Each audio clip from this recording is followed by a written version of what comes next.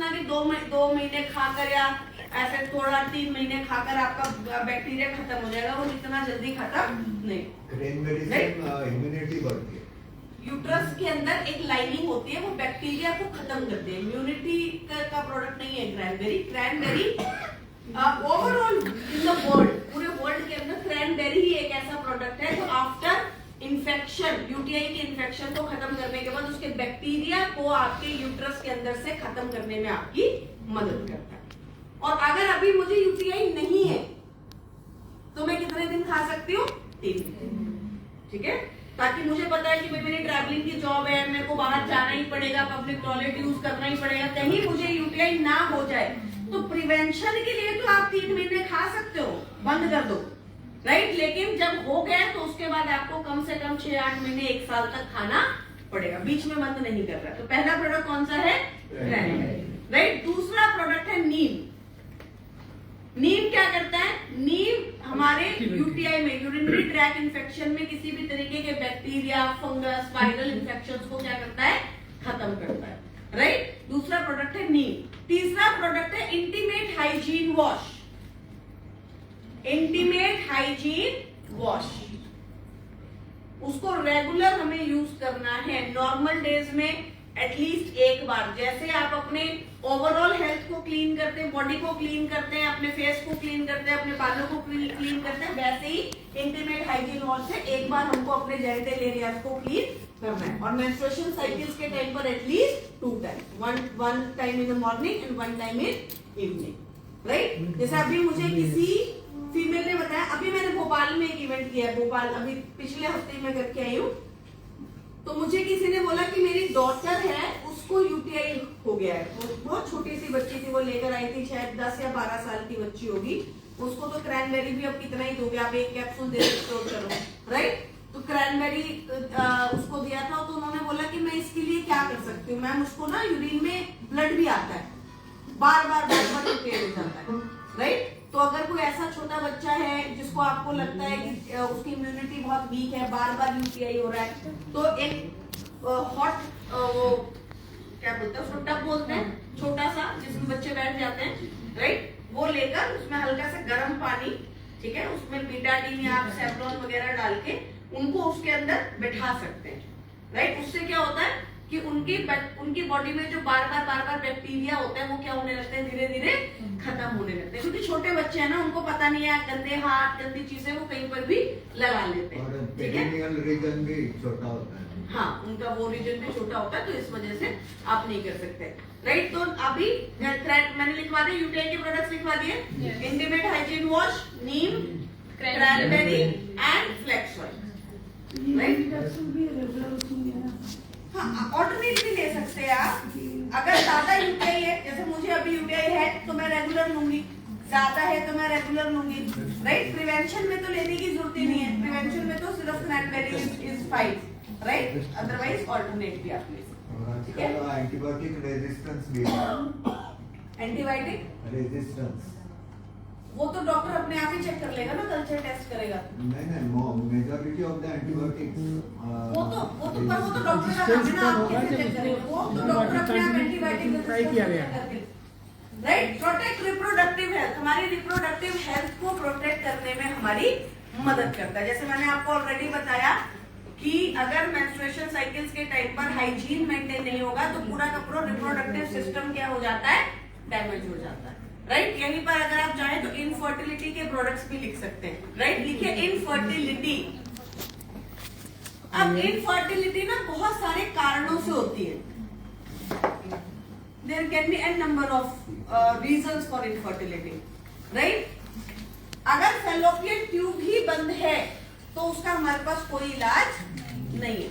कई बार किसी ने कहा कि मैम फैलोपियन ट्यूब बंद है, ठीक है, तो हमारे पास उसका कोई इलाज नहीं। फैलोपियन ट्यूब खोलना किसका काम है, डॉक्टर का काम है। लेकिन अगर इनफर्टिलिटी जो है वो आपका यूट्रस वीक है, इस वजह से है, बार बार मिसकैरेज हो रहा है, या फिर एग्स क्वालिटी खराब है, या फिर स्पर्म काउंट्स खराब है, या फिर थायराइड या पीसीओडी की प्रॉब्लम है, या फिर मेंस्ट्रुएशन साइकिल्स रेगुलर नहीं आती है, इस वजह से इनफर्टिलिटी होती है, तो उनको आप सप्लीमेंटेशन से कंट्रोल कर सकते हो, राइट। तो आप प्रोडक्ट लिख सकते हैं इनफर्टिलिटी के, थोड़े थोड़े मैं आपको साथ के साथ इसलिए लिखवा रही हूँ क्योंकि आपके लिए एक एक्स्ट्रा बेनिफिट हो जाएगा, राइट। तो पहला प्रोडक्ट है flax oil, both male and female.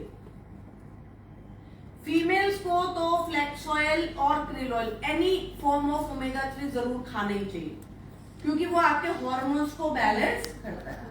और फीमेल की बॉडी मेल की बॉडी से बहुत ज्यादा डिफरेंट है, it is very very different. क्योंकि मेल की बॉडी में क्या है, जब वो बड़े हुए तो टेस्टोस्टेरोन बूस्ट हुआ, जब वो थोड़े से बूढ़े होने लगे तो टेस्टोस्टेरोन कम हुआ। That is the only change आपकी बॉडी फेस करती है। लेकिन फीमेल की बॉडी में तो हर महीने 2 से 3 बार हार्मोनल बदलाव आता है। प्रेगनेंसी में पूरा हार्मोनल बदलाव है, राइट। थायराइड में पूरा हार्मोनल बदलाव है, मेनोपॉज में पूरा हार्मोनल बदलाव है। अभी मैंने मेनोपॉज का एक पूरा का पूरा सेशन अटेंड किया, it was a 2 day long workshop, और वहां पर मतलब it was so astonishing to understand कि आपकी बॉडी मेनोपॉज में जाने से 10 साल पहले प्री मेनोपॉज में जाती है। तो somebody who is getting a menopause at the age of 45, वो 35 साल की उम्र में कौन से फेज में है, प्री मेनोपॉज के अंदर। 10 साल प्री मेनोपॉज, 10 साल मेनोपॉज और 10 साल पोस्ट मेनोपॉज। तो ये सोचो आपके जो और सारी फीमेल्स है ना, अभी ऑब्जर्व भी करती होंगी कि 35-40 साल के बीच में बॉडी ऐसे थोड़ी थोड़ी बदलने लगती है और फिर 55-60 तक वो बॉडी में ऐसा बदलाव रहता है कि आपके ना वो समझ के बाहर की बात है, वो आपको खुद भी समझ नहीं आता, वो आपको फील मतलब आपको पता ही नहीं चलेगा कि यार आज क्या हो रहा है, कल क्या हो रहा है, परसों क्या हो रहा है, पेन्स कहाँ पर हो रहे हैं। जैसे मैं आपको अपने एक एग्जाम्पल देती हूँ। पिछले 2.5 साल से मेरे ना हाथों की नर्व्स जो है वो बहुत ज्यादा सुन्न होने लग गई थी। तो क्या होता था, मैं रात को सोती थी और मेरे हाथ की नसें सुन्न हो जाती थी, और जब हाथों में ब्लड फ्लो बंद हो जाएगा, हाथ की नसें सुन्न हो जाएंगी, तो आपको हाथ टाइट लगने लगेगा, आपको फील होगा, आपको दर्द होगा, आपको पेन होगा आपकी उंगलियों में। तो मुझे पेन होता था, और जब मुझे पेन की फीलिंग आती थी तो मैं रात को सोते सोते उंगलियों को थोड़ा ऐसे करती थी ताकि उसमें ब्लड फ्लो वापिस से आए और फिर मैं सो जाती थी। तो ये 2.5 साल से चल रहा है।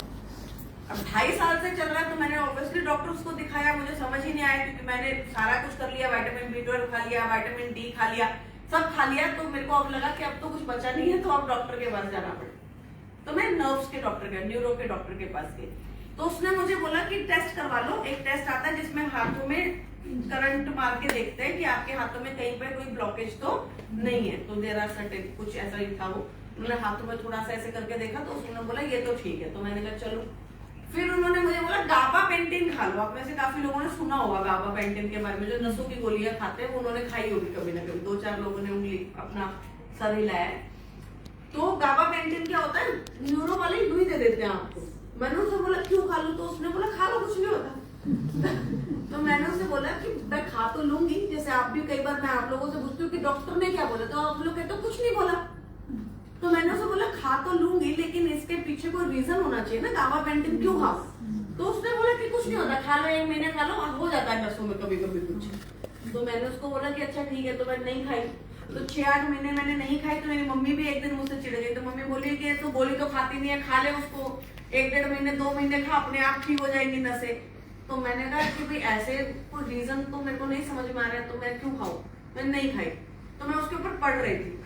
तो ऐसे ही मैंने कुछ क्लासेस अटेंड किया, इधर उधर अटेंड किया। तो कई बार क्या हुआ कि एकदम से आपको कुछ कहीं से कुछ सुनने को आ जाता है, आप रिलेट करते हो।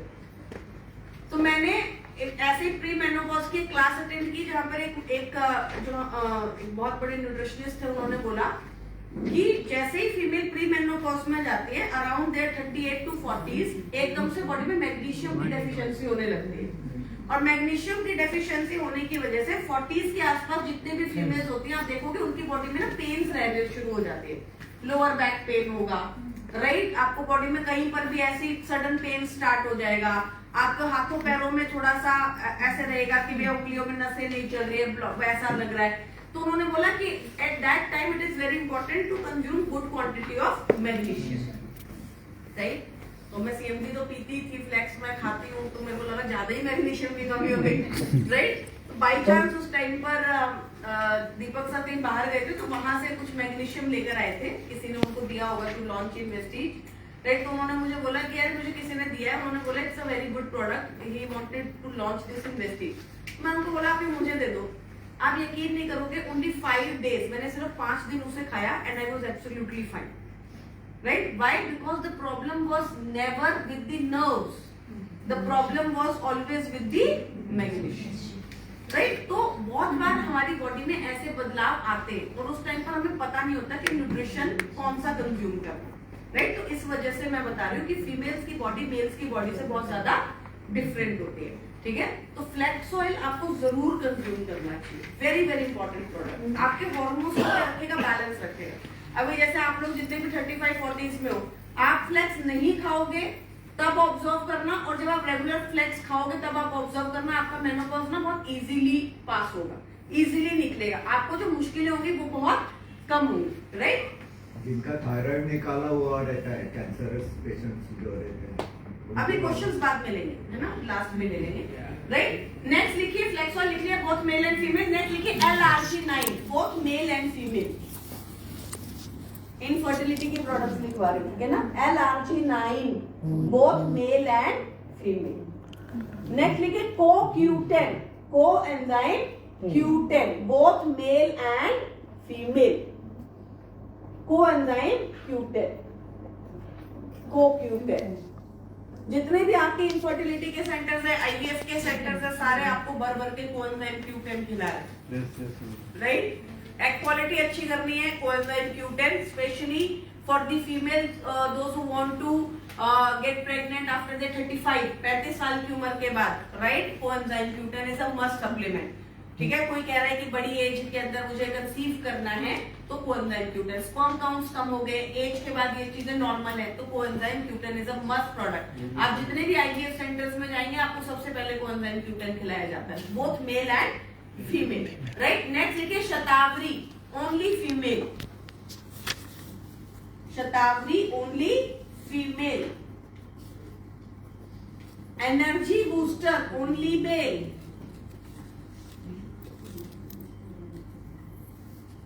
Energy booster only mail.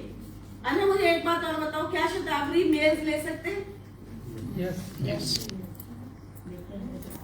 हाँ या ना? कितने लोग बोल रहे हैं कि ले सकते हैं? हाँ हाँ दिखाओ, 1 2 3 4, 1 2 3 4 5, यहाँ से 5 है, हाँ जी ले सकते हैं।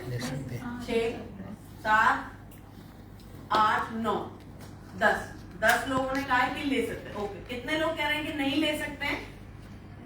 ये बीच वाली कैटेगरी में कोई नहीं रह सकता है। मैं फिर ऐसे एक से पूछूंगी, तो आपको हाँ या ना भरना पड़ेगा, right? So either you have to be, गलत हो सकता है लेकिन either you have to be yes category और अगर नो कैटेगरी। तो कितने लोग कह रहे हैं कि नहीं ले सकते हैं? हाँ, और ये 4 लोग कौन सी कैटेगरी में? मैंने देखा है कि मेल जो है ना वो ग्रीन जैसे ही वेजिटेबल्स में आती है, इम्यूनिटी बूस्ट के तौर पे डाला जाता है हाँ शतावरी। जी हाँ जी, इम्यूनिटी बूस्ट करने के लिए शतावरी को ऐड किया जाता है।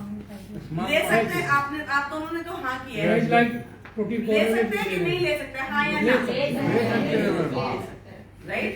तो जितने लोगों ने नहीं किया था, राइट? शतावरी फीमेल का प्रोडक्ट इसलिए है क्योंकि उसका जो मेन इंपॉर्टेंट वर्क है वो है मेंस्ट्रुएशन साइकिल्स को रेगुलराइज करना, राइट? तो महिलाओं के लिए वो इंपॉर्टेंट प्रोडक्ट हो जाता है उसकी इस बेनिफिट की वजह से। लेकिन आपका जो प्रोस्टेट केयर है उसमें भी शतावरी डाला गया है। मेल्स की बॉडी में शतावरी प्रोस्टेट ग्लैंड को हेल्दी रखने, उसको इन साइज रखने में मदद करता है, राइट? तो मेल्स में ये इंपॉर्टेंट इसलिए नहीं है, why? Because prostate gland males में बढ़ता है आफ्टर 50-55, राइट?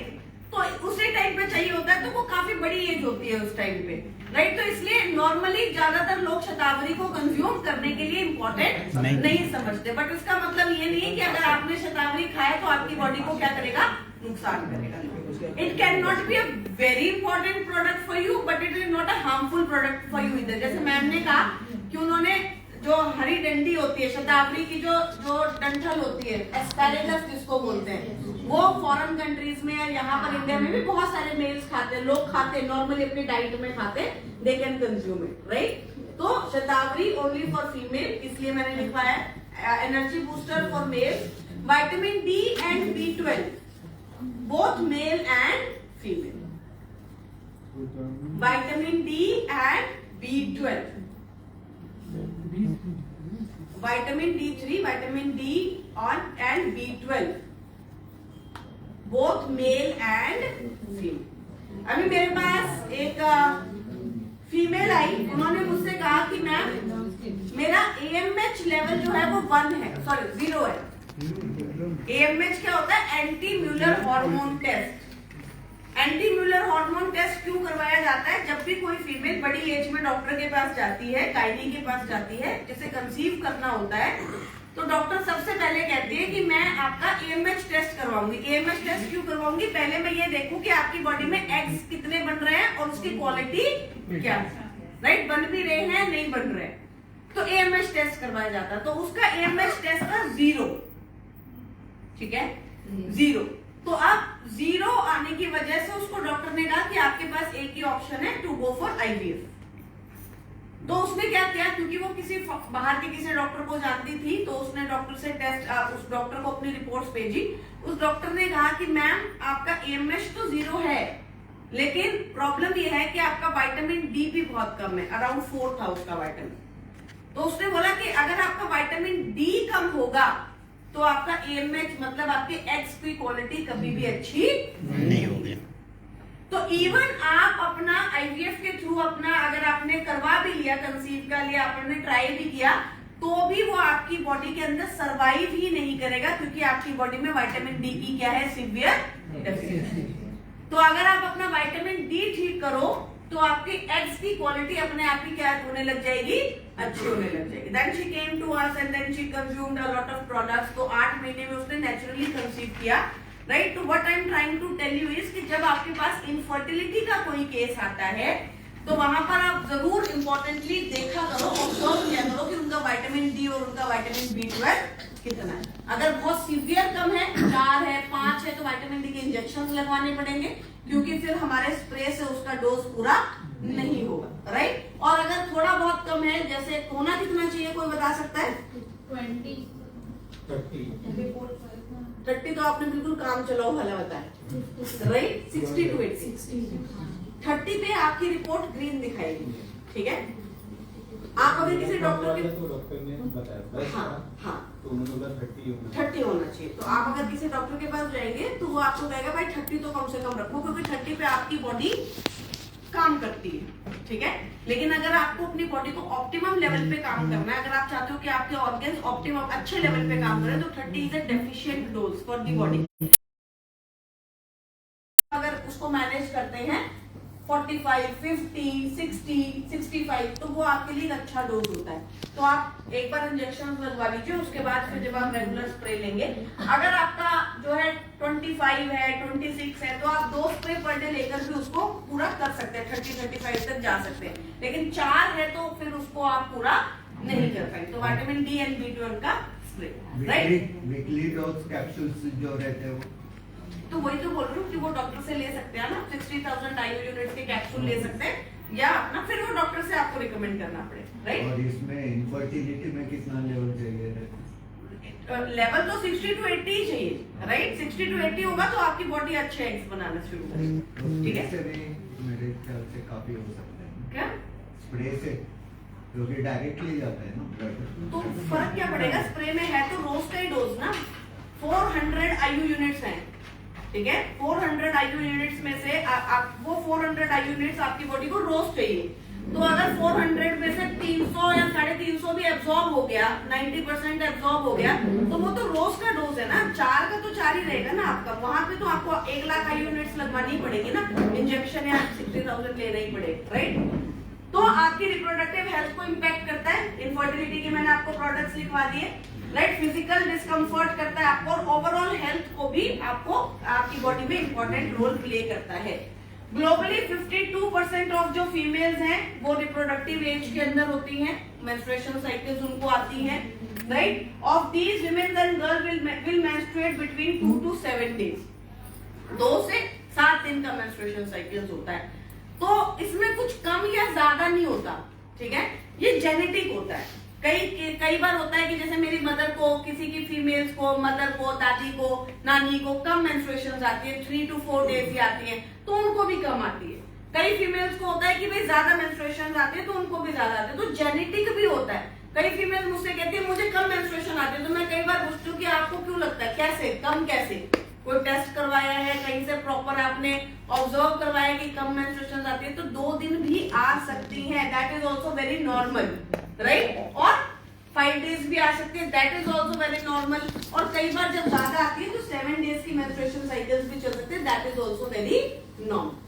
एक चीज जो आजकल मैंने ऑब्जर्व की है, जो 2-3 केसेस मेरे पास आए हैं, एक मैं अभी जो इवेंट कर रही थी कोलकाता के अंदर भी इवेंट करके आई, तो वहां पर एक फीमेल ने मुझे बोला कि मैम मेरी 8 साल की बच्ची को मेंस्ट्रुएशन साइकिल्स आ गए, राइट, 8 इयर्स, आजकल बहुत कम एज में मेंस्ट्रुएशन साइकिल्स शुरू हो गए।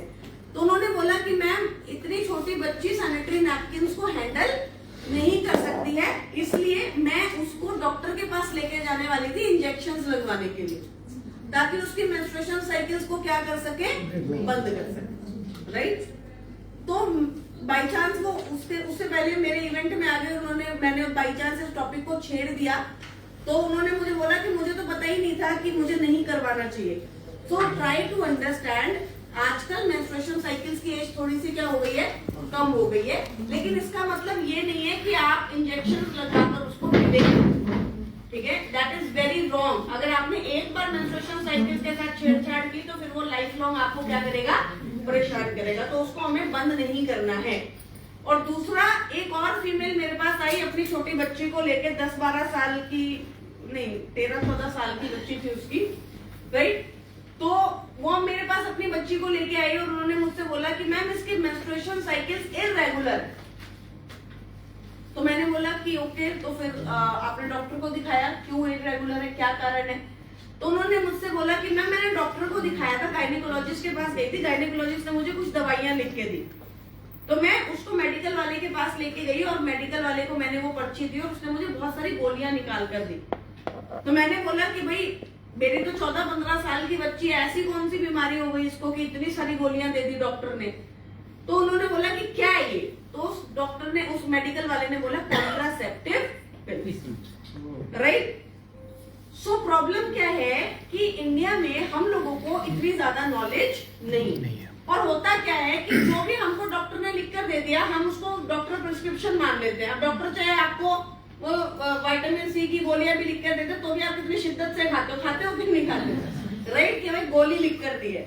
तो होता क्या है कि अब डॉक्टर ने लिख कर दे दिया कॉन्ट्रासेप्टिव पिल्स, क्योंकि गायनेकोलॉजिस्ट के पास मेंस्ट्रुएशन साइकिल्स को रेगुलराइज करने का, मेंस्ट्रुएशन साइकिल्स को लेके आने का एक ही तरीका है, दैट इज कॉन्ट्रासेप्टिव, राइट। तो उन्होंने बोला कि भाई मेरी बच्ची तो बहुत छोटी है, अभी तो ये 15 साल की है, अभी तो इसकी शादी भी नहीं हुई है, अभी इसकी लाइफ भी शुरू नहीं हुई है, अगर मैं अभी से इसको कॉन्ट्रासेप्टिव पिल्स दूंगी तो फिर तो इसकी तो लाइफ ही खराब हो जाएगी, राइट। तो मुझे इस बात का बड़ा झटका लगा, क्योंकि ये इंसिडेंट ना मेरे लिए बहुत पहला इंसिडेंट था जब मैंने इस बात को सुना कि ऐसा कुछ हो रहा है। तो बाई चांस मैं जब वहां से आई तो मैं थोड़ा डिस्टर्ब थी, और मैंने मेरी फ्रेंड के साथ ये बात की। मैंने कहा यार देख, मार्केट में मतलब ऐसे इस तरीके से बिना बताए लोगों को लोग लिख देते। देखो, अगर आपको कोई बताए कि मैम ये कॉन्ट्रासेप्टिव पिल्स मैं लिख रही हूँ, if you want to consume it please consume it, if you don't want to consume it it's fine, तब तो ठीक है, वो मेरी चॉइस है। लेकिन अगर आपने उसको एज अ मेडिसिन लिख दिया और मुझे नहीं पता ना, आपको हो सकता है बताओ बॉम्बे में बैठो, लेकिन हो सकता है आपके आसपास के किसी गाँव की फीमेल को तो वो पता ही नहीं क्या होता है, राइट। तो आपने खिला दिया अपने बच्चे को 2 साल 3 साल 4 साल, ठीक है। तो मैंने अपनी फ्रेंड को ये बात बोली, मैंने कहा यार मतलब मेंस्ट्रुएशन साइकिल्स के लिए गायनेकोलॉजिस्ट कॉन्ट्रासेप्टिव पिल्स लिख देती है। तो उसने मुझसे बोला कि हाँ, तो तुझे नहीं पता, मैंने भी खाई हूँ 12 साल कॉन्ट्रासेप्टिव पिल्स। तो मैंने उसकी तरफ देखा और मैंने उसको बोला कि तूने क्यों खाई? उसने बोला मुझे पीसीओडी था और मुझे पता नहीं था, जब मेरे को गायने ने लिख कर दी तो 10-12 साल तक मैंने कॉन्ट्रासेप्टिव पिल्स खाई, और जब तक मैं खाती थी मेंस्ट्रुएशन साइकिल्स आती थी, और जब मैं बंद कर देती थी मेंस्ट्रुएशन साइकिल्स बंद हो जाती थी। बट उसका बहुत बड़ा डैमेज है, राइट। आप अपनी बॉडी को धकेल रहे हो टुवर्ड्स समथिंग जो कि आपको लाइफ लॉन्ग परेशान करे। तो जब भी आपको कोई डॉक्टर कोई मेडिसिन लिख के देता है, प्लीज आस्क देम कि मैम ये मेंस्ट्रुएशन साइकिल्स के लिए आपने मुझे कॉन्ट्रासेप्टिव पिल्स तो नहीं दिए, कोई हार्मोन्स तो नहीं दिए, ऐसे ही कुछ भी कंज्यूम नहीं करना चाहिए, राइट। तो 2 to 7 डेज मेंस्ट्रुएशन साइकिल्स आते हैं। मेजर पार्ट के अंदर हम इनके बारे में बात नहीं करते हैं, कल्चरली ये एक टैबू है जिसमें फीमेल जो है इन चीजों के ऊपर बात नहीं करती हैं। अब हमें हाइजीन को मेंटेन कैसे करना है? देखो, एक तो जो टैम्पॉन्स का जो कल्चर है, टैम्पॉन्स इससे अचानक कभी कभी क्या होता है कि मैंने ऐसा देखा है मेरी भी एज में, सपोज जो 20-28 साल की लड़कियां हैं, 25-28 साल की हैं ऐसे रिलेशन में, तो क्या होता है कि उनका अचानक से जैसे जो आता है अपना डेट आता है वापस, मतलब अचानक से कभी कभी 8 दिन 10 दिन एक्स्ट्रा चला जाता है, फिर वो मतलब डिस्टर्ब होते हैं। और अगर मुझे भी ऐसा होता है जबकि मैं रेगुलर फ्लैट फॉल वगैरह लेती हूँ, अभी भी मैं आई तो घंटे की आज मैं खाई नहीं थी, तो मेरा तो सब ठीक है, पर कभी कभी ऐसा होता है कि ज्यादा आते हैं menstruation। हाँ 2-4 दिन आगे पीछे तो हो उसको जाते हैं। उसको हम अभी इसी में डिस्कस करेंगे, ठीक है? तो मेंस्ट्रुअल हाइजीन को आपको कैसे मेंटेन करना है? It is very very important to change your sanitary napkins after every 4 to 6 hours, right? अब ये इंडिया में एक बहुत बड़ा प्रॉब्लम है। कई बार हमको लगता है कि यार पैसे क्यों बर्बाद करने, राइट? और मेजरली होता क्या है, in the later days, 5th day है, 6th डे है, 7th डे है, उस टाइम पर बहुत ज्यादा मेंस्ट्रुएशंस नहीं होती हैं, राइट? उस टाइम पर हमें ऐसा लगता है कि हम एक ही सैनिटरी नैपकिन को यूज कर ले, हम उसको वेस्ट क्यों करें? But it is not about the wastage. जब भी आप किसी भी सैनिटरी नैपकिन को, वेस्टेज के सैनिटरी नैपकिन में आपको एक बेनिफिट मिलता है कि ग्राफीन एनाइन चिप है, ठीक है? तो बैक्टीरिया की ग्रोथ उसके अंदर नहीं होती है। बट ज्यादातर सैनिटरी नैपकिन में प्रॉब्लम क्या होती है कि जब हम उसको बहुत लंबे टाइम तक अपने बॉडी के कांटेक्ट में रखते हैं, और आपकी बॉडी की एक हीट है, और वो जो आपकी बॉडी की हीट है वो बैक्टीरिया और वायरस को ग्रो करने के लिए सबसे अच्छा एटमॉस्फेयर देती है, राइट? जिसकी वजह से 90% ये देखा जाता है कि अगर आप लंबे टाइम तक एक ही सैनिटरी नैपकिन को यूज करते हैं तो वो आपके लिए एक मेजर बीमारी का कारण बन जाता है। तो always try to change your sanitary napkin at least, if not 4 hours, at least in 6 hours, right? Wash your hand, dispose the products properly and stay hydrated, right? उसके बाद आपको इंटीमेट हाइजीन को मेंटेन करना है। वाइप ऑफ योर जो आपके जो areas हैं उनको प्रॉपर्ली क्लीन कीजिए, प्रॉपर अंडरगारमेंट्स को यूज कीजिए and dry them properly. Now pre menstrual syndrome, pre menstrual syndrome में एक सबसे बड़ा प्रॉब्लम आता है पेन, राइट? आपने देखा होगा बहुत सारी फीमेल्स को ना एब्डोमिनल पेन बहुत ज्यादा होता है। मेरे साथ एक पीजी में मेरे साथ एक लड़की रहती थी, उसको इतना पेन होता था, लिटरली उसको इंजेक्शन लगवाने जाना ही पड़ता था। तो वो डॉक्टर के पास जाती थी और इंजेक्शंस लगवा कर ही आती थी, ठीक है? तो मेजर जब आपको पेन्स होते हैं ना, क्रैम्प्स जिसको आप बोलते हैं आम भाषा में, 90% आप ऑब्जर्व करना, जहां पर आप उन क्रैम्प्स में कैल्शियम देते हैं वो क्रैम्प्स कंट्रोल हो जाते हैं, ठीक है? क्योंकि ज्यादातर फीमेल्स को क्रैम्प्स आते हैं कैल्शियम की डेफिशिएंसी की वजह से। तो अगर आपको क्रैम्प्स आते हैं तो आप पहला प्रोडक्ट लिखिए कैल्शियम, ठीक है? ज्यादातर कैल्शियम जैसे ही आप देंगे पूरा हो जाएगा आपका कैल्शियम, तो आपको क्रैम्प्स की प्रॉब्लम कम हो जाएगी। ये एक मेजर डेफिशिएंसी होती है फीमेल्स में कैल्शियम की। नेक्स्ट लिखिए iron folic, iron folic, iron की कमी है, फॉलिक एसिड की कमी है, तो भी आपको बहुत ज्यादा क्रैम्प्स आते हैं। और छोटे बच्चों को या फीमेल्स को, जो ज्यादातर उन फीमेल्स, आप उनसे बात करना, ज्यादातर वो फीमेल्स आपको बोलेंगी कि वो दूध दही नहीं खाती है, राइट? कैल्शियम का कंजम्पशन उनकी डाइट में नहीं होगा, उन फीमेल्स को ज्यादा क्रैम्प्स आते हैं। तो आयरन, फॉलिक, कैल्शियम। नेक्स्ट लिखिए flax oil, flax oil. Last लिखिए गैनोडर्मा। तो ये 3-4 प्रोडक्ट को आप ऑब्जर्व करके देखिए, ज्यादातर आपको कैल्शियम और आयरन फॉलिक से रिजल्ट्स मिल जाते हैं, ठीक है? प्री मेंस्ट्रुअल सिंड्रोम क्या है? एपेटाइट जो है बढ़ जाती है, बैक पेन होता है, diarrhoea, constipation, headache, abdominal bloating, insomnia, abdominal pain, fatigue, sensitive breast, nausea and acne. General length क्या होती है मेंस्ट्रुएशन साइकिल्स की? 20 साल के आसपास लॉन्गर साइकिल्स होती हैं, 30 के आसपास साइकिल्स कम होने लगती है, और 40s और 50s के अंदर साइकिल्स जो है वो छोटी होने लगती हैं। ना लैक ऑफ विमेन हाइजीन का क्या प्रॉब्लम होता है? इचिंग जो होते हैं उसको इचिंग वगैरह करता है, आपको बॉडी प्रॉब्लम देता है, सर्वाइकल कैंसर तक की प्रॉब्लम क्रिएट कर सकता है। Low awareness on menstruation cycles, as we all know, in India it is a taboo. We don't talk, right? Sometimes it becomes very very problematic to make people understand कि कितना important है ये बात करना, discuss करना। तो इसके बारे में बात ही नहीं होती है। और बहुत सारी फीमेल जो है वो इसकी वजह से स्कूल्स कॉलेजेस वगैरह ड्रॉप कर देती हैं, लोग पढ़ाई भी छोड़ देते हैं। ये छोटे शहरों के अंदर ज्यादा होता है, गाँव में कस्बों में लोग जो है, क्योंकि वहां पर प्रॉपर सैनिटरी नैपकिन्स नहीं है, टॉयलेट्स नहीं है और मेंस्ट्रुअल साइकिल्स का कोई भी प्रॉपर एजुकेशन नहीं है। Only 12% of India's menstruating women have access to sanitary napkins. Health problems क्या है? इन्फेक्शन होता है, स्किन इश्यूज होते हैं, रिप्रोडक्टिव हेल्थ खराब होती है, डिस्कम्फर्ट एंड पेन होता है, cervical cancer is a major problem. तो सबसे पहला प्रॉब्लम क्या है? UTI, urinary tract infection. अब यूटीआई में क्या होगा? आपको पेन्स होगा, यूरिन पास करने में दिक्कत होगी। हर महिला को कभी ना कभी यूटीआई हुआ है। जैसे मैंने आपको अभी क्रैनबेरी बताया, वो फीमेल्स के लिए बताया, बट अगर किसी आदमी को भी यूटीआई है तो उसका भी प्रोडक्ट क्रैनबेरी है। अब ये मत सोचना कि भाई क्रैनबेरी महिलाओं को दिया था तो मेल्स क्यों लेंगे। मेल्स में यूटीआई की प्रॉब्लम कम होती है, होती नहीं। ज्यादातर आपको किसमें देखने को मिलेगी? डायबिटिक पेशेंट्स के अंदर, राइट? जो शुगर के पेशेंट्स है, फादर साहब जो हमारे घरों में होते हैं, बड़ी एज में जो मेल्स होते हैं जिनको डायबिटीज होता है, क्योंकि डायबिटीज में क्या है? यूरिन के थ्रू आपका शुगर निकलता है, चीनी निकलती है, और जब यूरिन के थ्रू चीनी निकलेगी, शुगर निकलेगी, ग्लूकोज निकलेगा, तो आपके जेनिटल एरियाज के आसपास क्या होने लग जाएगा? बैक्टीरिया की ग्रोथ होगी। तो मेल्स में ज्यादातर यूटीआई होता है डायबिटिक पेशेंट्स को, और ज्यादा मेल्स को डायबिटीज नहीं होता, तो यूटीआई नहीं होता, और वहां पर भी आपको क्रैनबेरी ही लेना है। और अगर ये प्रॉब्लम बढ़ जाए तो किडनी तक को इन्फेक्ट कर सकती है। वेजिनल इन्फेक्शन होते हैं। वेजिनल इन्फेक्शन के अंदर आपका बैक्टीरियल इन्फेक्शन आता है, यीस्ट इन्फेक्शन आता है, फंगल इन्फेक्शन आता है, and it can lead to cervix cancer, right? जैसे कि मैंने आपको अभी बताया, मुझे नहीं पता आप में से कितने लोगों ने देखा है, बट मैंने एक इवेंट किया था आज से शायद 2 साल पहले। Director of oncologist, cancer specialist जो थे, director of cancer specialist BLK hospital Delhi के अंदर। तो जब हम बात कर रहे थे तो ऑफ द रिकॉर्ड हम लोग जब डिस्कस कर रहे थे कि ये हो रहा है वो हो रहा है, तो उन्होंने मुझसे कहा था कि Vaishali, you will see by 2030 every home in India will have a cancer patient, right? 2 साल पहले की बात है, 2026 में हम जा रहे हैं, और मैंने इन 2-3 सालों में ही a sudden increase in cancer जो है वो देखा है, cases.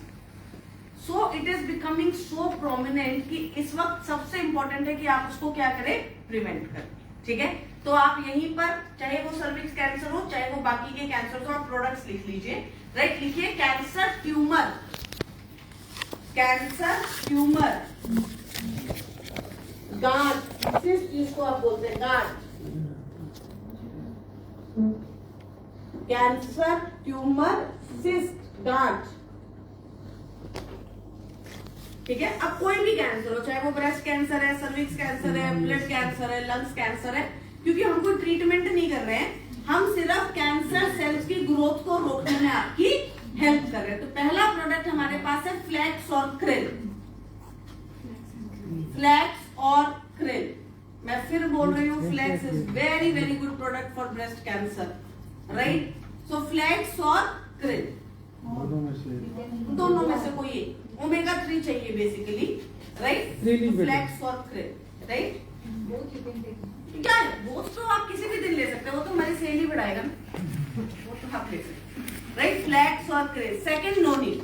Noni again has xeronine, it has anti cancerous benefits, right? Cancer की ग्रोथ को प्रिवेंट करता है। Third is ganoderma, ganoderma.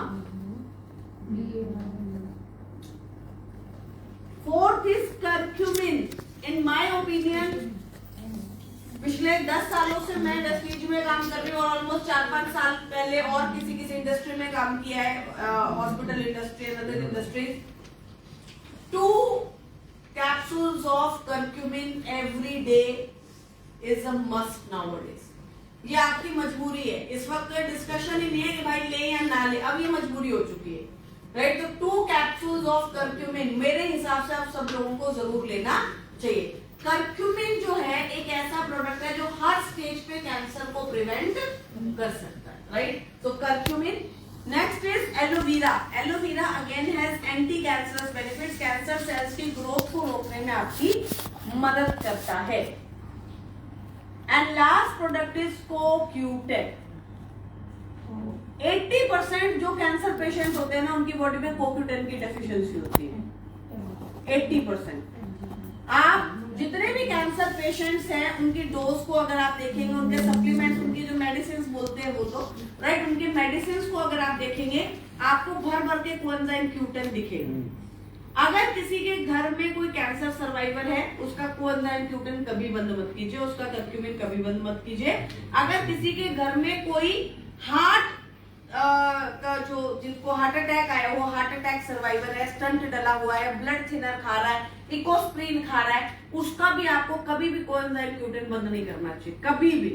अगर आपकी एक जेब में इकोस्प्रिन है, ब्लड थिनर है, तो दूसरी जेब में हमेशा कोएंजाइम Q10 पड़ा हुआ होना चाहिए, कभी भी बंद मत कीजिए, अदरवाइज आप सेकंड हार्ट अटैक की तैयारी करते हैं। ठीक है, तो अगर कोई फादर साहब है, किसी के घर में कोई भी इंसान है जिसको हार्ट अटैक आया, कोएंजाइम Q10 कभी भी बंद नहीं हो सकता। ठीक है, तो ये 6 सप्लीमेंट्स हैं जो कि एनी फॉर्म ऑफ कैंसर में आपकी कैंसर सेल्स की ग्रोथ को क्या करते हैं, प्रिवेंट करते हैं, रोकते हैं। ठीक है, ब्रिज कैंडी का एक कंसल्टेंट, उसने इकोनॉमिक टाइम्स में आर्टिकल लिखा था फॉर कोएंजाइम Q10। हाँ, coenzyme Q10 is a very nice supplement, doctor Thakkar, right. Pelvic inflammatory disease करता है। अगेन नाउ, अगर आपका bacteria travel upward through the uterus, इसको आप ध्यान से समझिए, ये आपका यूट्रस है। ठीक है, ये 2 आपकी फेलोपियन ट्यूब्स है। ठीक है, अब यहाँ पे क्या होगा, यहाँ पर आपका एग और स्पर्म मेट करेगा और उसके बाद एम्ब्रियो बनेगा और फिर वो एम्ब्रियो आपके यूट्रस के अंदर रोल डाउन हो जाता है।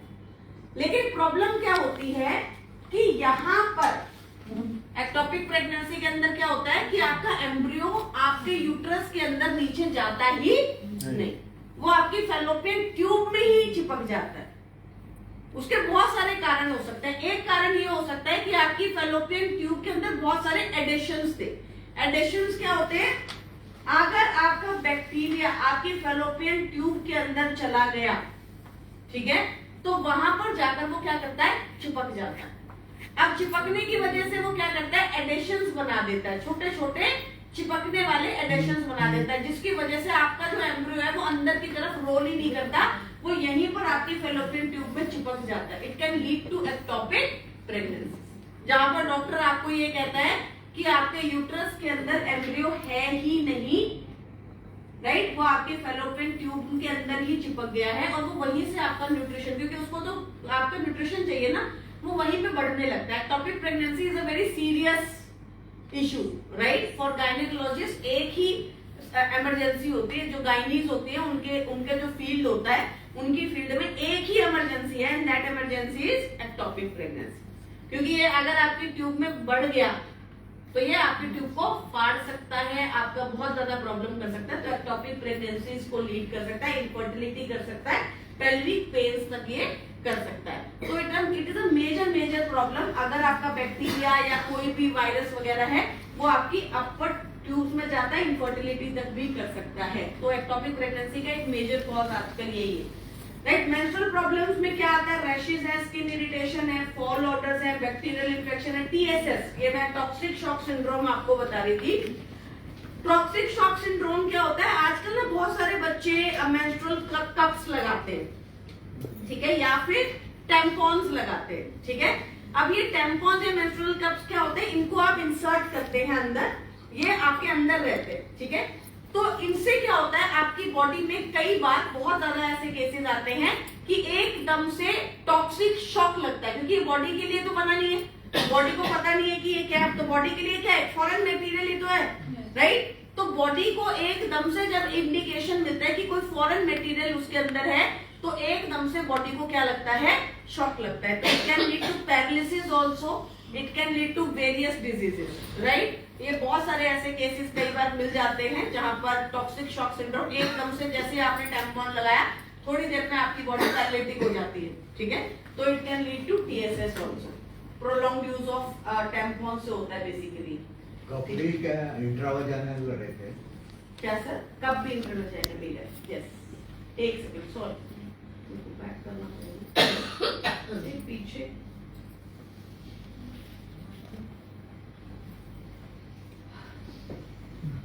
तो ठीक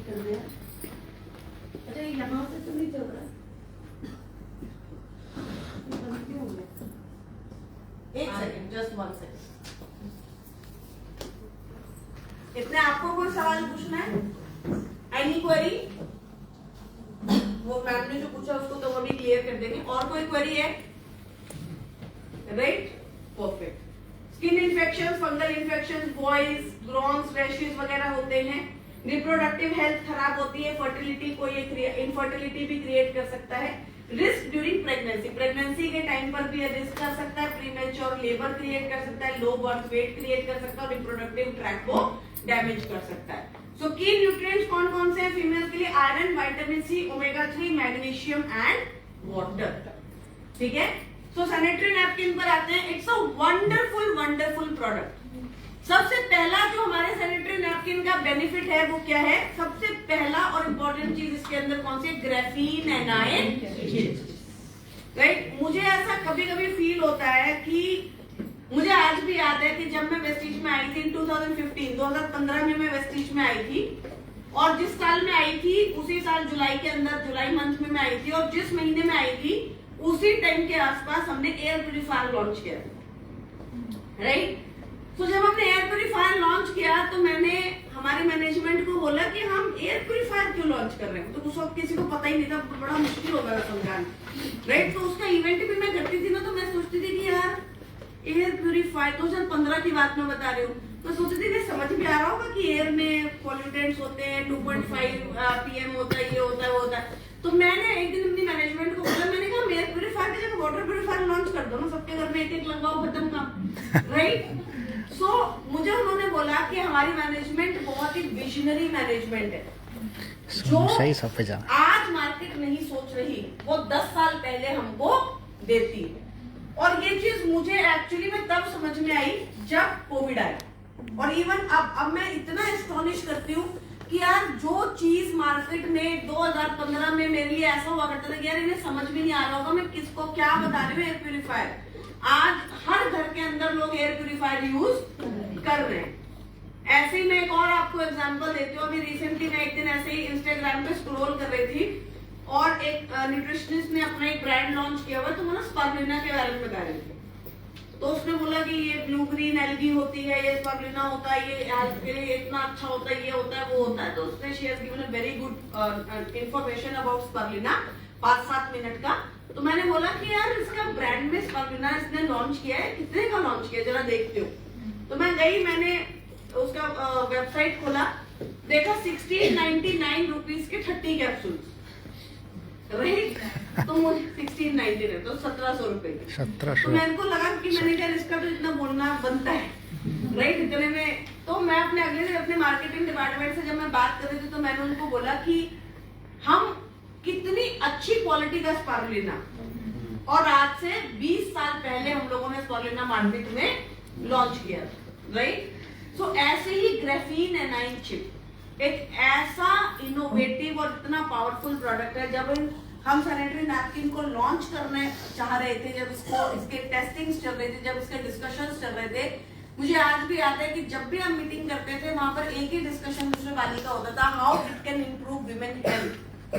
मुझे सैनिटरी नैपकिन नहीं बेचना, but how it can improve women health.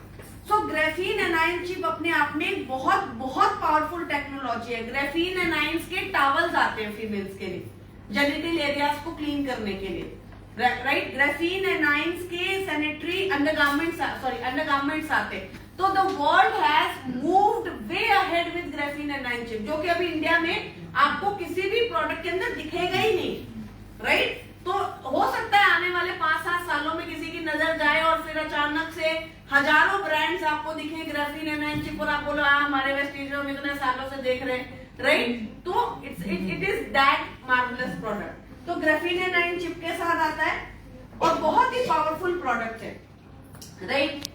So as we all know that we all have felt the feelings of under confidence की एक फीलिंग आती है, स्ट्रेस की एक फीलिंग आती है, फियर की एक फीलिंग आती है। But being a women means rising above it all. 70% of women have below unresolved concerns. बहुत सारी फीमेल्स के अनरिजॉल्व्ड कंसर्न्स होते हैं। जो भी मार्केट में सैनिटरी नैपकिन्स है उसकी वजह से रैशेस होते हैं, ये एक बहुत ही कॉमन प्रॉब्लम है, राइट। आप लोगों ने भी फेस की होगी। बिफोर ड्यू गार्डन लॉन्च मुझे तो लगता है कि सारी फीमेल्स ने फेस की होगी, राइट। तो रैशेस की प्रॉब्लम होती है, लीकेज की प्रॉब्लम होती है, पुअर फिट की प्रॉब्लम होती है, जिसकी वजह से ज्यादातर फीमेल जो है वो ब्रांड को स्विच करती हैं। 65% ऑफ फीमेल जो है वो एक्टिवली अदर ऑप्शंस को एक्सप्लोर कर रही हैं। रिक्वायरमेंट क्या है? Breathability and comfort. उनको कोई ऐसा प्रोडक्ट चाहिए जो ब्रीदेबिलिटी दे, कंफर्ट दे, रैश फ्री हो और हाई एब्जॉर्प्शन के साथ आता हो। And that is when we have dew garden fly. We are committed to empower women both consumers and entrepreneurs. बहुत ही पावरफुल प्रोडक्ट है, बहुत अच्छे प्राइस रेंज के अंदर लॉन्च किया, क्योंकि पहले सारा का सारा जो है इंपोर्ट किया जाता था। जो मटेरियल है वो अब इंडिया के अंदर ही उसको बनाया जा रहा है, यूज किया जा रहा है, जिसकी वजह से पावर इसका जो प्राइस पॉइंट है वो भी बहुत अच्छी कैटेगरी के अंदर आ गया है। एंड आई गेस ये हमारे लिए बहुत ही पावरफुल प्रोडक्ट बन चुका है, right. Why green? Because green represent freshness, green represent sustainability, eco friendly safe materials को यूज किया गया है। And why fly? Because it represent freedom, lightness and confidence. क्या है? एक बहुत ही पावरफुल प्रोडक्ट है जो कि हाइजीन है और एंटीबैक्टीरियल। आप मुझे सच बताना, आपने कभी मार्केट के अपने कॉम्पिटिटर प्रोडक्ट्स को कभी ऑब्जर्व किया, देखा है? राइट? ब्लिंकिट ही खोल के देख लेना, आजकल तो उसमें सारे प्रोडक्ट्स मिल जाते हैं। जितने भी मार्केट में प्रोडक्ट है, कोई भी प्रोडक्ट क्या क्लेम कर रहा है एंटीबैक्टीरियल होने का? कोई भी नहीं कर रहा, राइट। एक भी ऐसा प्रोडक्ट नहीं है जो आपको ये कह रहा हो, कोई एक आधा होगा भी जो कि थोड़ा हाई प्राइस के अंदर होगा जरूर, राइट। कोई भी सैनिटरी नैपकिन एंटीबैक्टीरियल होने का क्लेम नहीं करता। Because of the graphene anion chip, हमारा सैनिटरी नैपकिन में बैक्टीरिया की ग्रोथ नहीं होती है, और ये आपका सबसे बड़ा एडवांटेज है। अगर आप इस पॉइंट को प्रॉपर कॉन्सेंट्रेट करके लोगों को समझाओ ना, और फीमेल शायद बहुत अच्छे से समझ जाएंगी कि जेनिटल एरियाज में जहां पर ब्लड फ्लो हो रहा है वहां पर बैक्टीरिया की ग्रोथ कितनी इजी है होना, राइट। और अगर ग्राफीन एनाइन चिप की वजह से आपके सैनिटरी नैपकिन में बैक्टीरिया ग्रो हो ही नहीं पा रहा, तो ये आपके लिए कितना बड़ा प्लस पॉइंट है, right. Prevent bacterial growth, eliminates order menstrual cramps को कंट्रोल करता है और ओवरऑल वेलनेस देने में आपकी मदद करता है। कॉटनी सॉफ्ट लेयर के साथ आता है, प्रिवेंटिव साइड लीकेज प्रमोट कर रहा हूं, कोई भी नहीं, राइट। कोई एक भी मार्केट में सैनिटरी नैपकिन है जो बॉटम ब्रीदेबल लेयर प्रमोट कर रहा हो, एक भी नहीं है, राइट। वो आपको सिर्फ अच्छे रैपर्स के अंदर जो है सैनिटरी नैपकिन दे रहे हैं, लेकिन कहीं पर भी उनका प्रमोशन इन चीजों के ऊपर नहीं है, और यही आपका बेनिफिट है, यही आपका पावर पॉइंट है, right. Day and night uses के साथ आता है। ग्राफीन एनाइन चिप क्या है? ग्राफीन जो है एक मटेरियल होता है जो कि बहुत हार्ड होता है, राइट। और FIR टेक्नोलॉजी होती है जो कि आपकी सेल्स एक्टिविटी और मेटाबॉलिज्म को अच्छा करने में आपकी मदद करती है, आपके ब्लड सर्कुलेशन को अच्छा करती है, मेंस्ट्रुअल क्रैम्प्स को कम करती है। आप में से कोई है जिसने सैनिटरी नैपकिन को कभी यूज किया और उसके मेंस्ट्रुएशन क्रैम्पिंग्स कम हुए, राइट? है, राइट। आप अपना टेस्टिमनी बता सकते हैं एक बार? मुझे एक्चुअली क्रैम्प्स बहुत आते थे पहले, बट जब मैंने एक बार यूज किया ना, जब ये नया लॉन्च हुआ था, मुझे क्रैम्प्स बिल्कुल नहीं आए और पेन भी कम हुआ था एक्चुअली, राइट। तो वो क्यों होता है? क्योंकि ये ब्लड फ्लो को इंक्रीज करता है, राइट। क्रैम्प्स आने का एक तो मैंने कारण बताया, कैल्शियम की डेफिशिएंसी, आयरन फॉलिक की डेफिशिएंसी होता है। सेकंड क्या होता है? जब आपकी जो बॉटम लेयर है, राइट, आपकी जो बॉटम लेयर है, जब वो बॉटम लेयर ब्रीदेबल नहीं होगी, राइट, ओपन है,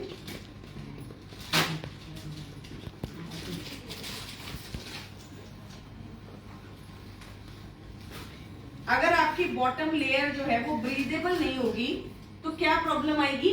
एयर फ्लो नहीं होगा, और जब एयर फ्लो नहीं होगा तो एक तो आपने सैनिटरी नैपकिन जेनिटल एरियाज के पास लगाया हुआ, ऊपर से वहां पर एयर भी जो है वो ब्लॉक हो गई, जिसकी वजह से बैक्टीरिया की ग्रोथ भी ज्यादा होती है, और वो आपके एयर फ्लो को कम होने की वजह से वो आपकी बॉडी के अंदर इन्फेक्शंस भी जल्दी करता है, ठीक है। और दूसरा, ग्राफीन एनाइन चिप होने की वजह से क्या करता है? ये आपके सेल्स की एक्टिविटी, ब्लड फ्लो को इंक्रीज करने में आपकी मदद करता है। तो eliminate odour, inhibit bacteria, maintain hygiene and ease menstrual cramping. तो रेगुलर सैनिटरी नैपकिन्स क्या क्या होता है? वो बेसिक सॉफ्ट लेयर के साथ आते हैं, कॉटनी सॉफ्ट लेयर के साथ आता है, स्टैंडर्ड विंग्स के साथ आते हैं। ये 360 डिग्री धीरे एयरलेट पेपर लीकेज के साथ आते हैं, बेसिक एब्जॉर्बेंट के साथ आता है, सुपर एब्जॉर्बेंट के साथ आता है। वो डे एंड नाइट के लिए डिजाइन नहीं होते और ये है, राइट। तो चलिए इसका हम लोग एक बार डेमो कर ले।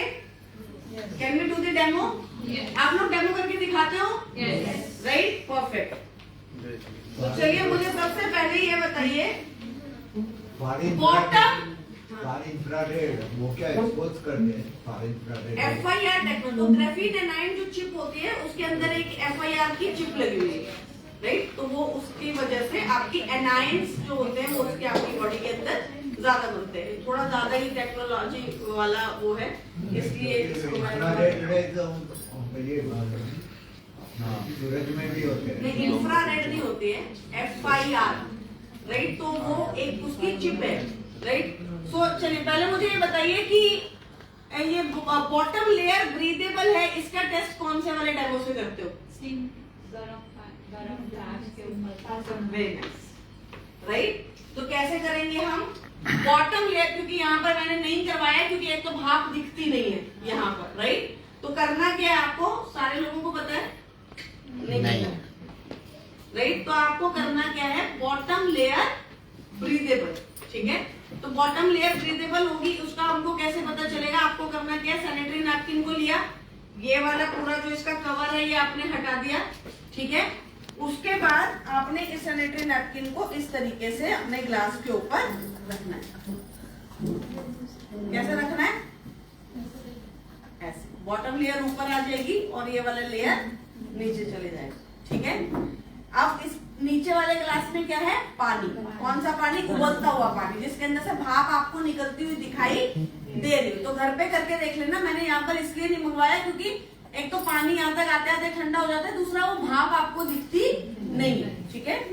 तो गर्म पानी, उबलता हुआ पानी आपने उसको लेना है और इसके ऊपर सैनिटरी नैपकिन को इस तरीके से रखना है। समझ में आ गया?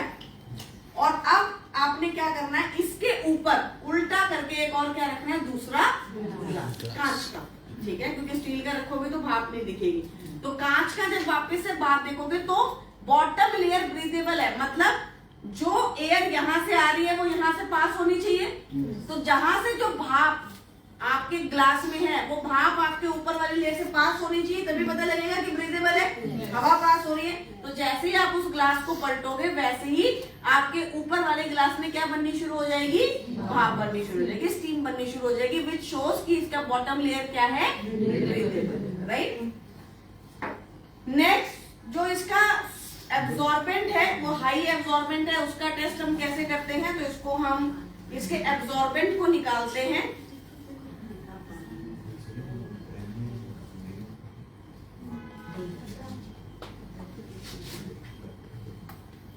राइट, इस तरीके से जब आप इसको ओपन करोगे तो इसका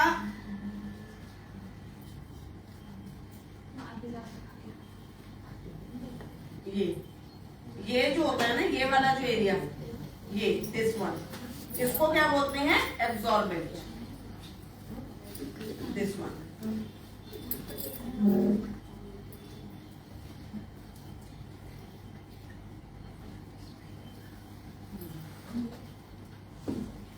कपड़े गंदे करता है तो ध्यान से निकालो, ठीक है।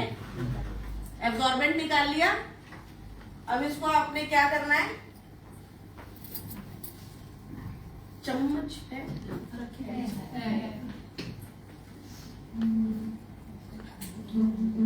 इससे चाहे तो बड़ा गिलास भी आप ले सकते,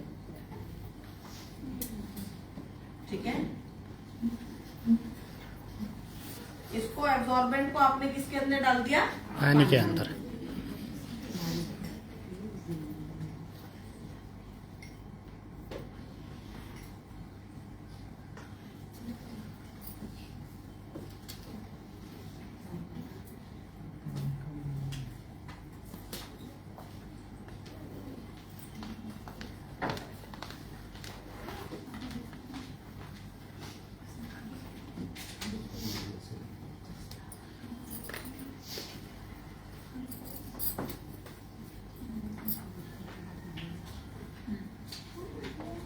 राइट, तो सारा पानी क्या हो गया आपका?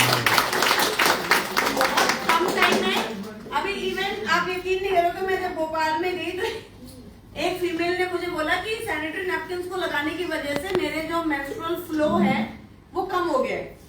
तो मैंने उसको बोला कि सैनिटरी नैपकिन से मेंस्ट्रुअल फ्लो का कोई लेना देना नहीं है।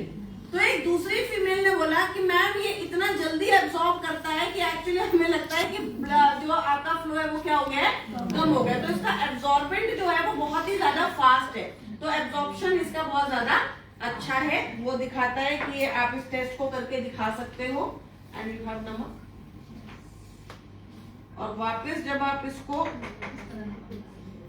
इस पर नमक डालोगे तो ये क्या हो जाएगा, वापस से पानी बन।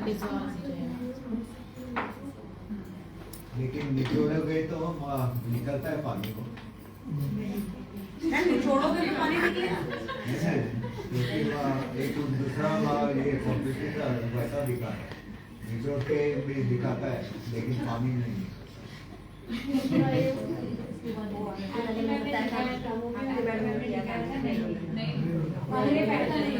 ये जो नैपकिन है पानी में डाल के, हाँ। जैसे हम कपड़े को वैसे साइड में करते हैं, अच्छा। वैसे वो बता रहे हैं।